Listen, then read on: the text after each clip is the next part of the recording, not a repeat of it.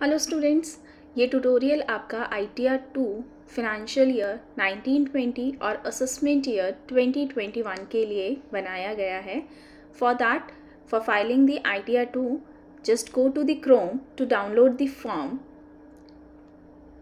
Now type here Income Tax India efiling.gov.in.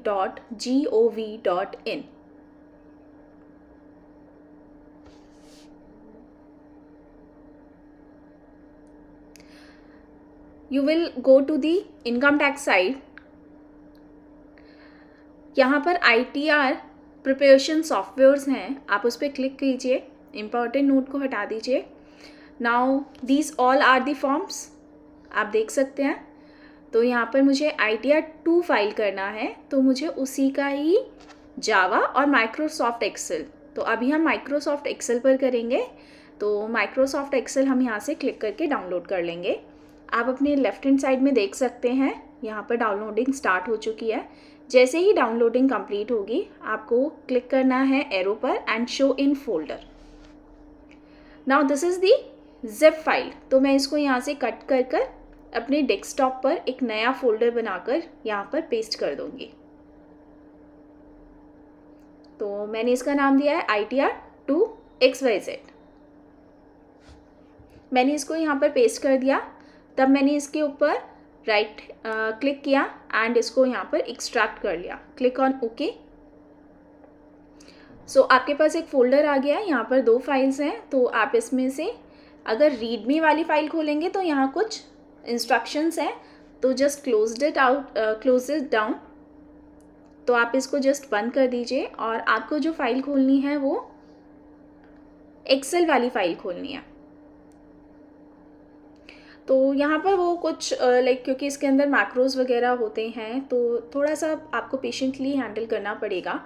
तो यहाँ पर देखिए वो धीरे धीरे फाइल ओपन हो रही है. So close this box as well. अब आपके पास ये फॉर्म खुल गया है. इसमें सबसे पहले आपको मैक्रोज अनेबल करने पड़ेंगे. तो ऑप्शंस पर क्लिक करके अनेबल दिस कंटेंट. नाउ ये आपको एक यूटिलिटी के बारे में बता रहा है कि असेसमेंट ईयर बेसिक किसके लिए है. Green cells are for data entry, red labels are mandatory. और यहाँ पर आपको cut copy paste options use नहीं करने हैं. So this is my home page. Home page के अंदर अगर आप नीचे देखेंगे तो आपके पास बहुत सारे वर्कशीट्स खुली हुई हैं, जो पेजेस होते हैं. और ये आपके होम पेज के ऑप्शंस हैं. तो यहाँ पर आपके पास बहुत सारे ऑप्शंस दिए गए हैं. तो एक पर्सन के लिए सारे ऑप्शंस एप्लीकेबल हों ऐसा नहीं है. तो आपको यहाँ पर राइट हैंड साइड में ऑप्शंस दे रखे हैं वाई वाले. तो यहाँ पर सारे ऑप्शंस वाई हैं, यानी येस हैं. तो आपको अपनी नीड के अकॉर्डिंग इसको येस और नो करना है. जैसे ही आप येस और नो कर कर अप्लाई करेंगे तो ये सारी जो टैब्स हैं, राइट, तो ये टैब्स क्लोज और ओपन हो जाएंगे. अभी तो सारी ओपन हैं. जैसे ही आप उसको नो करेंगे, आपके नीड के अकॉर्डिंग वो क्या हो जाएंगी, क्लोज हो जाएंगी. तो जस्ट आपको यहाँ पर नो करके अप्लाई करना है जो आपके राइट हैंड साइड में दे रखा है. सो मैं पहली टैब के बारे में आपको बताना चाहूँगी. मैं अभी आपको सारी टैब्स के बारे में बताऊँगी एंड असाइनमेंट के अंदर हम क्या करेंगे, कुछ टैब्स का यूज़ करेंगे. सो यहाँ पर सबसे पहले आपको फर्स्ट नेम डालना है, last name and middle name, then the PAN number. जो आपका नाम होना चाहिए वो पैन नंबर के अकॉर्डिंग होना चाहिए. फिर आप रेड वाली जो फील्ड्स हैं इनको मैंडेटरी भर कर चलिएगा. Your address, flat, area, town, date of birth, state, right. तो स्टेट आपको ड्रॉप डाउन से ही सिलेक्ट करना है, जो भी स्टेट है. देन कंट्री, उसके बाद पिन कोड. जिप कोड तब आपको भरना है अगर आपकी इंडिया के अलावा कोई कंट्री है. Then status. ये फॉर्म इंडिविजुअल और HUF के लिए एप्लीकेबल है, तो इसमें से आपको एक ही सिलेक्ट करना है. Now email ID, this is mandatory. Mobile number is also mandatory. Aadhaar number, अगर आपके पास आधार है तो आप यहाँ भरिए, और अगर आपने आधार अप्लाई कर रखा है तो एनरोलमेंट ID आप यहाँ पर भर सकते हैं. नाउ ये 2 ऑप्शन है कि आप रिटर्न कौन से सेक्शन के अंदर भर रहे हैं. तो बेटा ये सारे सेक्शंस आपको यहाँ पर देखने हैं। तो अभी हम बिफोर ड्यू डेट भर रहे हैं, और एक बार ड्यू डेट चली जाती है तो उसके बाद हम इसको लेट फाइलिंग के अंदर आफ्टर ड्यू डेट भरते हैं। उसके बाद जो ऑप्शन है आपके पास ये है प्रोवाइज़ो, राइट, 7 प्रोवाइज़ो के लिए है। तो ये उनके लिए एप्लीकेबल है जो अगर इन 3 ऑप्शंस के अंदर अपनी रिटर्न फाइल कर रहे हैं, तो आपको इसको नो कर चलना है, क्योंकि आप इन प्रोवाइज़ो के अंदर एप्लीकेबल, मतलब आपके ऊपर एप्लीकेबल नहीं होगा। देन योर रेजिडेंशियल स्टेटस, कि आप रेजिडेंट हैं या नहीं है। तो रेजिडेंशियल स्टेटस आप जैसे ही क्लिक करेंगे देन आपको बताना पड़ेगा कि रेजिडेंशियल स्टेटस आपने क्यों सिलेक्ट किया है, राइट। तो यहाँ पर आपके पास 2 ऑप्शन है। तो फर्स्ट वन, अगर आप 182 डेज से ज़्यादा इंडिया में रहे हैं प्रीवियस ईयर में। देन यहाँ पर ये रिप्रेजेंटेटिव के बारे में बात करेगा,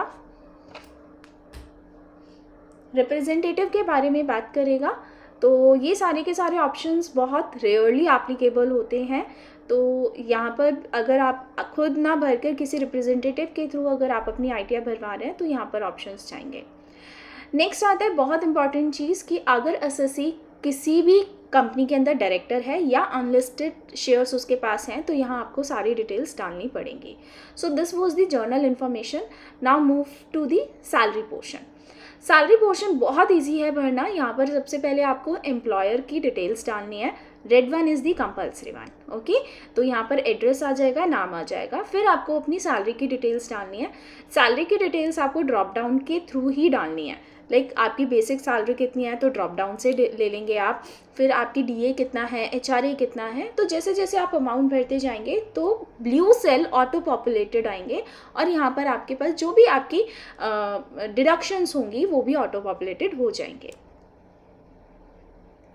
नेक्स्ट वन इज़, अगर आपको इसके अंदर और भी ऐड ऑन करना है, लाइक बेसिक HRA DA बहुत सारी चीज़ें होती हैं, अगर वो सारी आपको ऐड ऑन करनी है तो आप यहाँ से ऐड करके उसको इन कर सकते हैं। जैसे जैसे डाटा डालते जाएंगे आप देख रहे हैं आपका ब्लू कलर के अंदर वो डाटा चेंज हो रहा है, राइट। अच्छा, आपके पास अगर एक से ज़्यादा एम्प्लॉयर है तो आप यहाँ पर ऐड ब्लॉक, सैलरी ब्लॉक करके दूसरे एम्प्लॉयर की डिटेल भी डाल देंगे, तो सबको कंबाइन करके पॉइंट नंबर 2 के अंदर वो लिख देगा। Now the exemption point. तो यहाँ पर अगर आप किसी भी चीज़ का एग्जाम्शन ले रहे हैं, लाइक HRA का एग्जाम्शन है, LT का एग्जाम्शन है, एजुकेशन सेस है, तो आप यहाँ पर डालकर उस अमाउंट को लिख दीजिए। तो वो आपको अपने आप ब्लू वाले जो भी हैं उनके अंदर आपको ऑटोमेटिकली वो कैलकुलेट कर साइड में दे देगा। सो ब्लू वन आपको नहीं भरना है, आपको ग्रीन वन के अंदर एंट्री करनी है।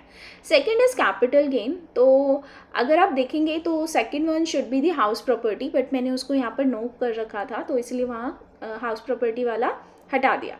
तो मैं अभी सबको येस कर रही हूँ ताकि मैं आपको सारे कॉलम्स थोड़ा ब्रीफ में समझा सकूँ। देखिए मैं सबको येस कर रही हूँ।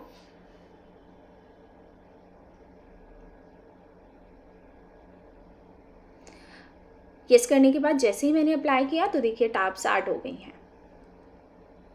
सो हाउस प्रॉपर्टी बहुत इजी है। हाउस प्रॉपर्टी के लिए अगेन आपको हाउस प्रॉपर्टी की डिटेल डालनी है, एड्रेस डालना है, ठीक है।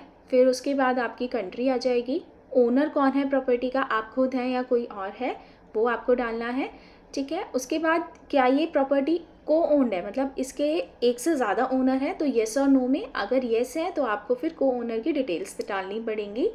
एंड देन अगर नहीं है और शेयर ऑफ परसेंटेज भी डालना पड़ेगा, और अगर नहीं है तो फिर ये सारी की सारी जैसे ही आप नो कर देंगे ये सारी की सारी चीज़ें अपने आप ही ख़त्म हो जाएंगी, लाइक वो हाइड हो जाएंगे।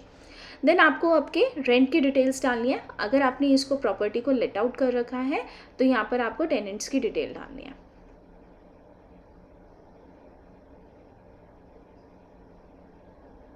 सेल्फ ऑक्यूपाइड के अंदर आपको कुछ नहीं डालना है क्योंकि कोई रेंट वगैरह होता ही नहीं है। डीम्ड है तो डीम्ड के अकॉर्डिंग चलेंगे, राइट। तो जो ऑप्शन आपके ऊपर एप्लीकेबल है you just need to select it. फिर उसके बाद ग्रॉस रेंट आ जाएगा, ठीक है। और अगर कोई रेंट रियलाइज़ नहीं हुआ है, ग्रीन इज़ द एरिया जिसमें आपको इनपुट करना है, उसके अलावा ये इन नहीं लेगा, ओके।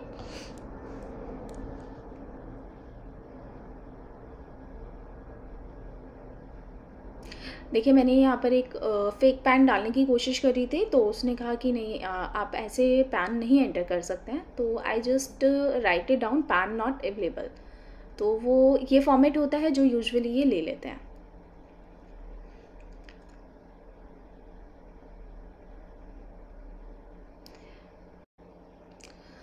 आप अगर यहाँ पर ग्रॉस रेंट डालेंगे, जैसे मैंने 2 लाख यहाँ पर एक टेंटेटिव अमाउंट लिया है, तो वो ऑटो पॉपुलेटेड उसने दे दिया ग्रीन ब्लू वाले सेल्स के अंदर।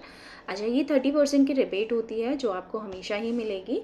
उसके अलावा अगर कोई लॉस है वगैरह अगर है तो आप यहाँ पर उसको डाल सकते हैं। Then the most important part is interest payable on borrowed fund. तो यहाँ पर अगर आपका कुछ इंटरेस्ट है तो आप क्लेम कर सकते हैं, जितना भी इंटरेस्ट होगा वो आपकी वैल्यू में से डिडक्ट कर देगा। So this is all about the house property. Next moving to the capital gain. Capital gain के अंदर बहुत सारी चीज़ें दे रखी हैं, क्योंकि हमारे पास शॉर्ट टर्म कैपिटल गेन और लॉन्ग टर्म कैपिटल गेन भी हो सकता है।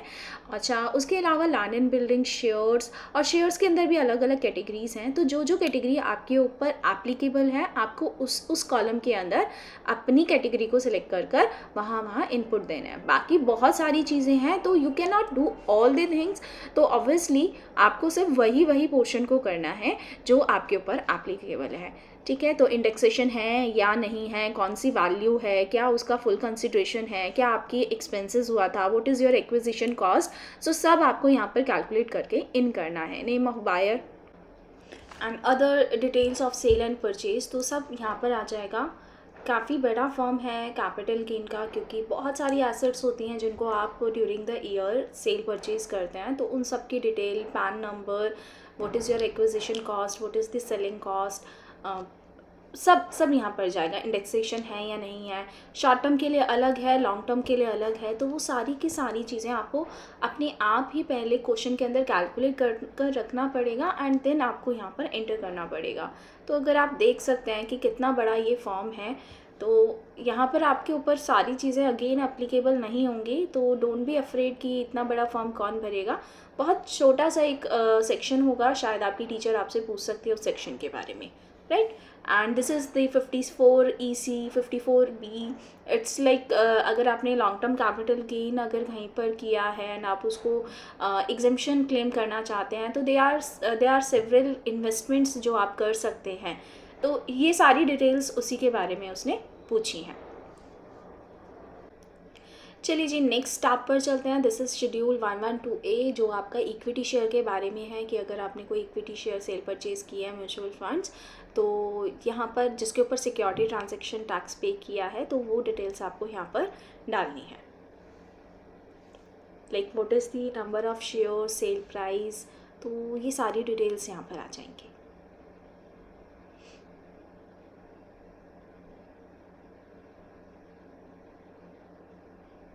This is all the columns जो आपको फिल करने हैं as per your question. So my next tab is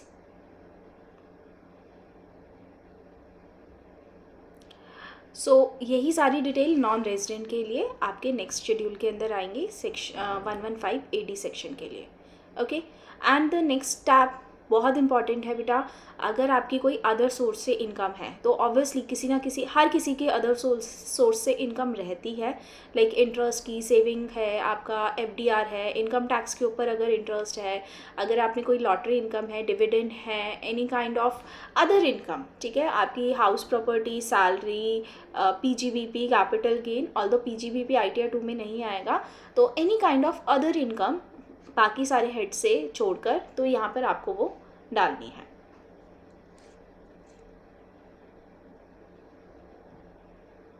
यहाँ पर आपको वो सारे मैक्सिमम एग्जांपल्स दे रखे हैं, लाइक हेड्स दे रखे हैं जहाँ पर आप एंटर कर सकते हैं। अगर नहीं है वो आपका पर्टिकुलर अदर इनकम का हेड, तो आप उसको अदर्स में डाल सकते हैं। Now this is for set of current year losses. तो ये सारा का सारा ब्लू फॉन्ट के अंदर है, तो ये ऑटो पॉपुलेटेड होगा, आपको इसके अंदर कुछ नहीं करना है, क्योंकि जो पिछला आपने भरा है उसी के अकॉर्डिंग वो अपने आप ही सेट ऑफ कर लेगा। लाइक हाउस प्रॉपर्टी से अगर आपका कोई लॉस है तो वो अपने आप सेट ऑफ कर लेगा, जिस भी हेड से उसको करना है, राइट। तो इसके भी अपने अलग सेक्शंस होते हैं कि हर एक लॉस दूसरे लॉस प्रॉफिट से सेट ऑफ नहीं हो सकता। Next tab is for the previous year carry forward losses. तो अगर कोई आपका प्रीवियस ईयर का कोई भी कैरी फॉरवर्ड लॉस है other than like house property, short term capital gain, long term, तो आप उसको यहाँ पर क्लेम कर सकते हैं। Next tab is for the investments, right. तो जो आपने investments basically long term capital gain के लिए करी हैं, सेक्शन 54, 54B, 54F, तो वो यहाँ पर ऑटो पॉपुलेटेड आ जाएंगे। चलिए जी, नेक्स्ट टैब की बात करते हैं। So next tab is for the ATD, जिसके अंदर आपके मेडिकल के खर्चे, medical insurance, preventive health checkup for you, आपकी फैमिली के लिए, अगर आप सीनियर सिटीज़न हैं तो उसके लिए अलग, पेरेंट्स के लिए है तो वो, तो यहाँ पर आप एज़ पर द लिमिट आप उसको क्लेम कर सकते हैं। Next tab is for the donation, कि अगर आपने डोनेशन दिया है तो डोनेशन भी बेसिकली 4 तरीके के होते हैं। One is 100% without qualifying limit, second is 50% without qualifying limit, 100% is with qualifying limit and 50% is with qualifying limit. तो यहाँ पर जैसा आपने डोनेशन किया है वो आपको देखना पड़ेगा, आपको लर्न करना पड़ेगा, उसी के अंदर आएगा। Next tab is for the scientific research. Next tab is alternative minimum tax. तो यहाँ पर ऑल्टरनेट मिनिमम टैक्स वो खुद कैलकुलेट करेगा, आपको कुछ नहीं करना है।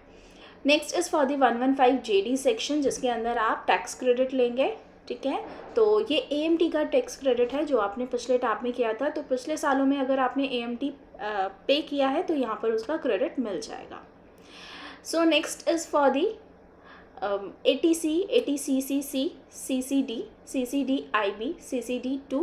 तो ये आपके NPS और life insurance, annuity, tuition fees, ये सारे आपके सेक्शंस लिखे हुए हैं। ATD वाला खुद आ जाएगा क्योंकि आप उसे अलग टैब में डाल चुके हैं। हाँ जी, next is for the specified person, अगर आपकी इनकम उनकी इनकम आपके इनकम में इंक्लूड होगी तो, राइट। तो ये वाला सेक्शन उन्हीं के लिए है और ये अलग अलग सेक्शंस आपको और दे रखे हैं। अगर आपकी इनकम इन सेक्शन से रिलेटेड है तो आप यहाँ पर उसको भी डाल सकते हैं। नेक्स्ट इज़ फॉर दी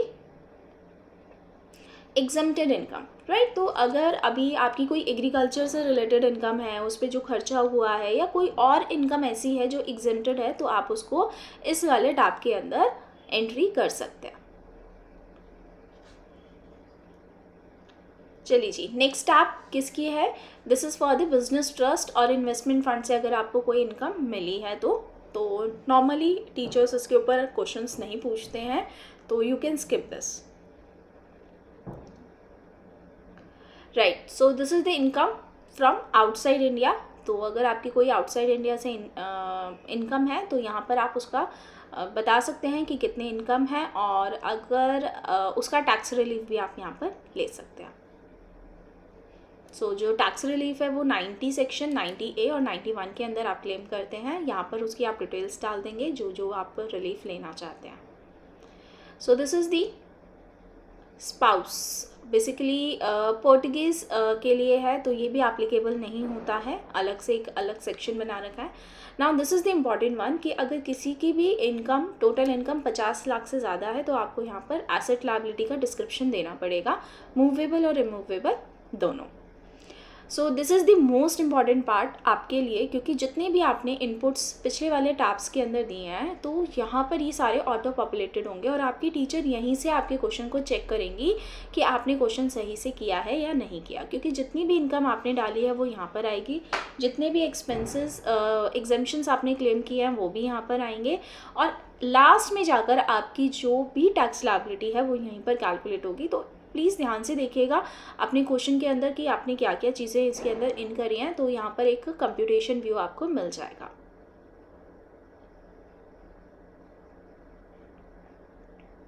देखिए यहाँ पर 7th पॉइंट में ग्रॉस लायबिलिटी दे रखी है, अगर आपने कोई टैक्स रिलीफ लिया है वो आ जाएगा, TDS है तो आ जाएगा, टैक्स पेड है देखिए यहाँ पर 15th पॉइंट के अंदर, तो ये भी सारे आपके ऑटो पॉपुलेटेड आएंगे, राइट। अगर आप यहाँ पर देखिए आपको बैंक अकाउंट की डिटेल्स देनी है तो वो डिटेल्स भी आपको यहाँ पर एंटर करनी पड़ेंगी। अच्छा, आपको टैक्स कैलकुलेट करना है तो आपको राइट हैंड साइड पे क्लिक करना पड़ेगा, बट क्योंकि हमारा टैक्स इसलिए कैलकुलेट नहीं होगा क्योंकि हमने सारी इन्फॉर्मेशन यहाँ पर नहीं डाली है। तो जब आप अपनी सारी इन्फॉर्मेशन डाल देंगे तो टैक्स अपने आप कैलकुलेट होकर आ जाएगा।